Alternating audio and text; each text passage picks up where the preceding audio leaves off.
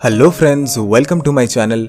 तो आज मैं आपको अपनी खुद की सक्सेस स्टोरी सुनाने वाला हूँ कि कैसे मैंने अपनी ज़िंदगी में एक स्मार्टफोन अट्रैक्ट किया लॉ ऑफ अट्रैक्शन की मदद से।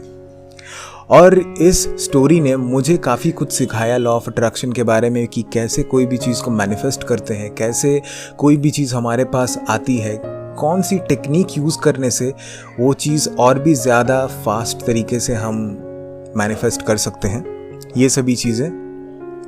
तो चलिए दोस्तों, स्टोरी शुरू करते हैं। स्टोरी का मैंने नाम रखा है मैजिक हैपेंड। तो ये 2013 की बात है, 2013 दिसंबर।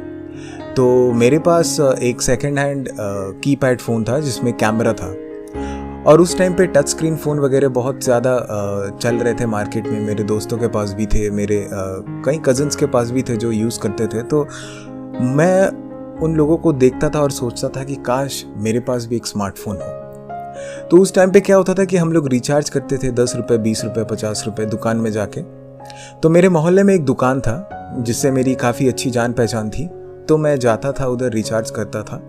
तो वो दरअसल एक मोबाइल का शॉप था जहाँ पर बहुत सारी मोबाइल्स भी बिकती थी। तो वहाँ पर मैंने एक फ़ोन देखा था, एक सैमसंग का फ़ोन, सैमसंग S Duos। तो मेरे साथ एक दोस्त भी था। तो जबकि दुकान का मालिक जो है वो मेरे को पहचानता था, तो मैंने उनको कहा कि क्या मैं ये फ़ोन एक बार टच करके देख सकता हूँ। तो उन्होंने कहा कि ज़रूर देख सकते हैं। तो उन्होंने फ़ोन निकाल के, एक डमी फ़ोन होता है ना, तो एक डमी फ़ोन निकाल के उन्होंने मुझे दिया। तो मैं उस फ़ोन को ऐसे देख रहा था, अच्छा लग रहा था उसका style, looks, it was very sexy guys. And मैंने उनको कहा कि क्या मैं इस फ़ोन की कुछ तस्वीरें ले सकता हूँ। तो उन्होंने कहा कि ठीक है, आप ले सकते हो। तो मैंने क्या किया, मेरा एक दोस्त था मेरे साथ, तो मैंने उसको बोला कि 2-3 फ़ोटो ले यार। तो मैंने भर भर के पोज दिए, ऐसे कान में फ़ोन लेके फ़ोटो खिंचा रहा हूँ, ऐसे हाथ में फ़ोन है, एकदम स्टाइल में फ़ोटो वगैरह खिंचाया। तो उस फ़ोन का प्राइस था 10,000 रुपीज़, और उस टाइम पे मेरे लिए 10,000 रुपीज़ एक फ़ोन के लिए पे करना is like a huge thing. तो उस दुकान के मालिक ने मुझे कहा कि आप अगर ये फ़ोन लेना चाहते हैं तो मैं आपको डिस्काउंट में दे दूंगा, क्योंकि आप मेरे एक रेगुलर कस्टमर हो। तो मैं मन ही मन सोच रहा हूँ कि 10,000 रुपये मेरे लिए बहुत बड़ी बात है, कहाँ से लाऊं मैं। तो उस दुकान से बाहर निकला और मैं अपने दोस्त को कहा कि तू देखना, 1 महीने के अंदर मैं इस फ़ोन को ख़रीदूँगा। तो मेरा दोस्त सोच रहा है कि मैं फेंक रहा हूँ, मैं ऐसे ही नॉर्मली उसके साथ मजाक कर रहा हूँ। तो उसने भी कह दिया कि हाँ ठीक है, चलो देख लेंगे। तो मैंने भी एक्चुअली कैजुअली में कहा था। तो जो फ़ोटो खिंचाई थी, तो उस फ़ोटो को मैंने अपने फ़ोन पे, जो मेरा पास जो कीपैड फ़ोन था, उसमें मैंने वॉलपेपर में लगा दिया था उसको। और कभी कभी मैं उसको देखता कि वो फ़ोन मैंने टच किया था, कैसा लग रहा था, उस चीज़ को महसूस करता।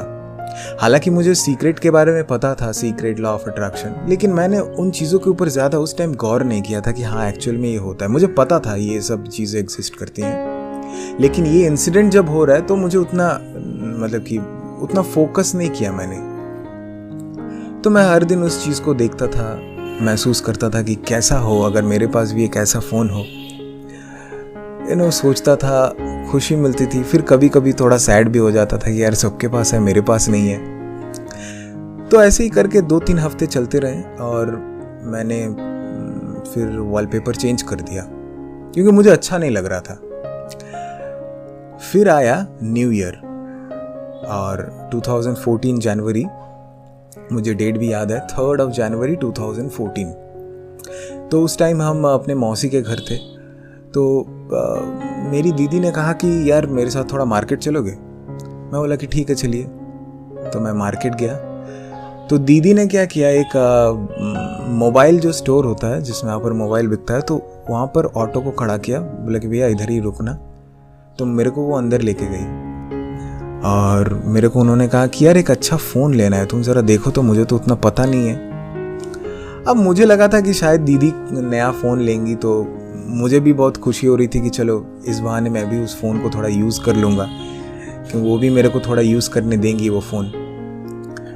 तो ऐसे ही ढूंढ रहा था, तो देखते देखते वही फ़ोन मेरे नज़र में आया कि हाँ वो सैमसंग S Duos, वो वाला फ़ोन। तो मैंने दीदी को बोला कि हाँ वो वाला फ़ोन बहुत अच्छा है। तो दीदी बोल रही कि रियली यही वाला फ़ोन है, अच्छा लग रहा है तुमको? मैं बोले कि हाँ ये वाला अच्छा है। तो जो सेल्समैन है वो उस फ़ोन का कॉन्फ़िगरेशंस और स्पेसिफिकेशंस बता रहे हैं, तो वो क्या बताएगा, मैं खुद बड़बड़ करके बोल रहा हूँ उसको, क्योंकि मुझे उस फ़ोन के बारे में पता है, वो फ़ोन मेरा फेवरेट है। तो दीदी ने बोला कि पक्का ये वाला फ़ोन ले लें। मैं बोला कि हाँ ये अच्छा फ़ोन है, आप ले सकते हो, बहुत अच्छा फ़ोन है, मुझे पता है, मेरे दोस्त ने लिया है, बहुत अच्छा फ़ोन है। तो उन्होंने कहा कि ठीक है भैया, इसको पैक कर दीजिए। तो मैं घर आया दीदी को लेके। दीदी ने कहा कि ये ले, ये तेरा। मैं बोला कि क्या? बोले ये तेरा। मैं बोला कि मेरे लिए फ़ोन खरीदे थे आप? बोले कि हाँ तेरे लिए खरीदा था। मैं बोले कब, कैसे, बोले क्यों? तो दीदी ने कहा कि पता नहीं, मुझे ऐसा लगा कि सभी स्मार्टफोन यूज़ कर रहे हैं, सभी के पास टच स्क्रीन फ़ोन है, तुम्हारे पास ही नहीं है, तो मुझे भी अजीब लग रहा था, तो इसीलिए सोचा कि चलो ठीक है इसके लिए ख़रीद देते हैं, तो इसीलिए मैंने ख़रीद दिया। मैं बोला कि सच में आप मजाक तो नहीं कर रहे हो ना? बोले नहीं मैं मजाक नहीं कर रहा हूँ बेटा, आप ले लो ये वाला। मैं बोला थैंक यू सो मच। फिर 2-3 दिन बाद मुझे याद आया कि अरे मैंने तो कुछ किया था पास्ट में, उसकी वजह से ये हुआ। उसके बाद से मुझे लॉ ऑफ अट्रैक्शन के ऊपर दिलचस्पी आने लगी कि हाँ ये एक्चुअल में काम करता है। तो उस टाइम पे कुछ चीज़ें मुझे समझ में आई थी और कुछ चीज़ें बहुत बाद में समझ आई कि कैसे वो एक्चुअल में मैनिफेस्टेशन हुआ था। 2-3 साल पहले तक मैं ये सोचता था कि अगर मैं कोई भी चीज़ को विजुअलाइज कंटिन्यूअसली करूँ, अफर्मेशंस दूँ, ग्रैटिट्यूड महसूस करूँ, तो वो चीज़ें मेरे पास आएंगी। लेकिन अब मुझे ऐसा लगता है कि ये सभी चीज़ें तो ठीक है, अच्छी है, नॉर्मल है, बट जो एक्चुअल चीज़ है जो मैं नहीं कर पा रहा था इतने टाइम से, इतने सालों से, और वो फ़ोन जब मुझे मिला था तो वो टेक्निक ही मैंने यूज़ की थी और कोई टेक्निक यूज़ नहीं की थी। वो था लेट गो। कि मैंने ये जाना कि कोई भी चीज़ जो आप चाहते हैं, कुछ दिन चाहने के बाद अगर आप उस चीज़ को छोड़ देते हैं, उस चीज़ को आप ऐसे ही रहने देते हैं कि ठीक है अगर होगा तो अच्छा है, नहीं होगा तो कोई बात नहीं, मेरे पास खुश रहने के लिए और भी चीज़ें हैं, मैं खुश रह लूँगी, मैं खुश रह लूँगा। जब आप लेट गो कर देते हैं ना कोई भी चीज़ को अपने आप, तो वो चीज़ होना स्टार्ट हो जाता है। क्योंकि जब तक वो चीज़ आपके कॉन्शियस माइंड से उतर के अनकॉन्शियस माइंड में जब तक नहीं डूबेगा, तब तक वो चीज़ मैनिफेस्ट नहीं होगा। यही रूल है। This is the basic fundamental rule of law of attraction. आप जब उस चीज़ से जब तक डिटैच नहीं होंगे, जब तक उस चीज़ को छोड़ेंगे नहीं अपने आप से, तब तक वो चीज़ नहीं होगा। अब डिटैच होने का मतलब क्या होता है? बहुत लोग इसको उल्टे तरीके से समझ लेते हैं। डिटैच का मतलब ये नहीं कि उसके ऊपर मेरा कोई फीलिंग्स नहीं है उसके ऊपर फीलिंग्स, लेकिन वो अगर नहीं भी हो तो भी मेरे को ज़्यादा फर्क नहीं पड़ेगा। अगर हो तो अच्छा है, अगर नहीं हो तो इट्स ओके। जब आप इस तरीके से कोई भी चीज़ करते हैं, कोई भी चीज़ पाना चाहते हैं, इस तरीके से डिटैच होके, जिसको द सीक्रेट में लेट गो कहा गया है, तो ही आप अपनी ज़िंदगी में वो हर एक चीज़ पा सकते हैं जो आप पाना चाहते हैं। और जिन जिन लोगों ने लेट गो किया है, बहुत सारे मेरे ऐसे दोस्त हैं जिन्होंने लेट गो करके बहुत कुछ अचीव किया है। उनकी एक्सपीरियंस और मेरी खुद की एक्सपीरियंस से मैं बता रहा हूँ दोस्तों कि लेट गो ही एक ऐसा रास्ता है जिससे आप हर एक चीज़ पा सकते हैं। अगर आप उसको पकड़ के रखेंगे ना, तो कुछ टाइम बाद उस चीज़ के ऊपर आपको नेगेटिविटी आने लगेगा। आपको ये लगेगा कि अरे यार मैं विजुअलाइज कर रहा हूँ, मुझे अपने दिमाग में तो वो चीज़ दिख रहा है, लेकिन रियल में क्यों नहीं हो रहा? तो वो चीज़ रियल में नहीं होता। You have to let it go, you have to detach from that thing, then only this thing will happen, otherwise it will not happen. ये चीज़ समझनी पड़ेगी आपको। तो यही चीज़ समझते समझते मुझे बहुत साल लग गए, और आज मैं ये जान चुका हूँ कि हाँ, कोई भी चीज़ पाने के लिए उसको लेट गो करना बहुत ज़रूरी होता है, उसको छोड़ना बहुत ज़रूरी होता है। जब तक मैं उसको छोड़ूंगा नहीं, तब तक वो चीज़ मेरे पास आएगी नहीं। क्या होता है कि आप जब कोई भी चीज़ को पकड़ के रखते हो तो आपको ऐसा लगता है कि आपका कंट्रोल इसके ऊपर है। आप जब लेट गो कर देते हो तो आप भगवान के ऊपर उसका कंट्रोल दे देते हो कि हे भगवान, मुझे जो चाहिए था मैंने आपको बताया, हे ईश्वर, हे अल्लाह, हे जीसस, यही मुझे चीज़ चाहिए। अब मैं ये आपके ऊपर छोड़ता हूँ। अगर आप देंगे तो अच्छा, नहीं देंगे तो कोई बात नहीं। मैं जिंदा हूँ, मैं खुश हूँ, यही मेरे लिए बहुत बड़ी बात है। और उस चीज़ को ना लेट गो करने के बाद ज़्यादा सोचिए मत, वरना नेगेटिविटी आता है। अपनी रियल लाइफ में, अपनी जो प्रेजेंट लाइफ है उसके ऊपर फोकस कीजिए। जैसे कि आप जिंदा हो, आपके दोस्त हैं, आपका डाइजेशन अच्छे से चल रहा है, आप देख सकते हैं दुनिया को। किसी अंधे इंसान से पूछिएगा दोस्तों कि दुनिया कैसी है। ये एक बहुत बड़ी चीज़ है दोस्तों, ये लोग समझ नहीं पाते हैं। लोगों को लगता है कि ये मिल गया, वो मिल गया तो सारी ज़िंदगी बदल जाएगी। ऐसा नहीं होता है। आप जब कोई भी चीज़ पा लेते हैं ना, तो आप उसके नेक्स्ट लेवल जाना चाहते हैं कि लेवल 1 कंप्लीट हुआ, नाउ लेवल 2, लेवल 3, लेवल 4, ये कंटिन्यूसली बढ़ते जाता है। It's a infinite thing. तो ठहराव ज़रूरी है ज़िंदगी में। जब तक आप कोई भी चीज़ को ठहर के नहीं देखेंगे, वो चीज़ नहीं होगा। जब तक आप खुश नहीं रहेंगे प्रेजेंट मोमेंट में, आपको वो चीज़ नहीं मिलेगा। मैंने ऐसा सोच लिया था कि ठीक है, अगर मेरे पास ये फ़ोन नहीं भी आया तो भी कोई बड़ी बात नहीं। वैसे भी तो मैं जी रहा हूँ, वैसे भी तो मेरे पास नॉर्मल एक बात करने के लिए तो फ़ोन है।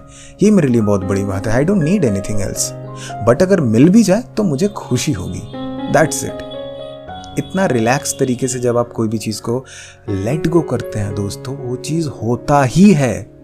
This is the universal law. तो दोस्तों, आज ही से कोई भी मैनिफेस्टेशन आप कर रहे हो, 1 हफ्ते 2 हफ्ते दो, उसके बाद उसको जाने दो। ज़्यादा पकड़ के मत रखो, वरना एक बार अगर आपका माइंड आपके अगेंस्ट हो गया ना कि नहीं वो चीज़ नहीं है, बस उसको कन्विंस करने में बहुत टाइम लगता है। तो वो स्टेट में जाओ ही मत, उसको जाने दो। गाने सुनो, मूवीज़ देखो, दोस्तों से गप्पे लड़ाओ, कुछ भी करो, खुश रहो अपनी ज़िंदगी में। अपने आप को बेहतर बनाओ कि कैसे मैं अपने कम्युनिकेशन स्किल को डेवलप करूं, कैसे मैं कुछ नया चीज़ सीखूं, कैसे मैं अपनी जो प्रेजेंट कंडीशन है उसको बेटर करूं। कुछ नया, कुछ अलग, कुछ बेहतरीन जो मुझे अच्छा लगे। बस यही था दोस्तों। आई होप दोस्तों ये सक्सेस स्टोरी आपको अच्छी लगी होगी। इस चीज़ ने मुझे काफ़ी मोटिवेट किया, और जब मुझे ये लेट गो का कॉन्सेप्ट समझ में आया तो मेरे लिए बहुत सारी चीज़ें आसान हो गई। ऐसा लगा कि एक जो बोझ है वो दिल से हल्का हो गया है, वो चला गया है कहीं पे। जब आप रिलैक्स हो जाते हो ना दोस्तों, हल्के हो जाते हो, तो ही मैजिक होता है। बहुत बहुत शुक्रिया दोस्तों मेरी स्टोरी सुनने के लिए। ये स्टोरी मैंने अपनी रियल लाइफ से लेके आप सभी को सुनाया। आई एम श्योर दोस्तों आप सभी को अच्छी लगी होगी, तो नीचे कमेंट सेक्शन में मुझे ज़रूर बताना, और इस चैनल को सब्सक्राइब कर देना ताकि मैं जब भी कोई नई वीडियो लेके आऊँ वो आप तक पहुँचे और आप भी मोटिवेटेड रहें। थैंक यू सो मच दोस्तों, मिलते हैं अगली वीडियो में।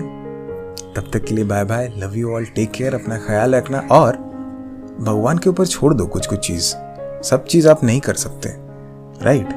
अपने प्रेजेंट में जीना सीखो, खुश रहो। वो शाहरुख खान कहता है ना कि हंसो जियो मुस्कुराओ, क्या पता कल हो ना हो।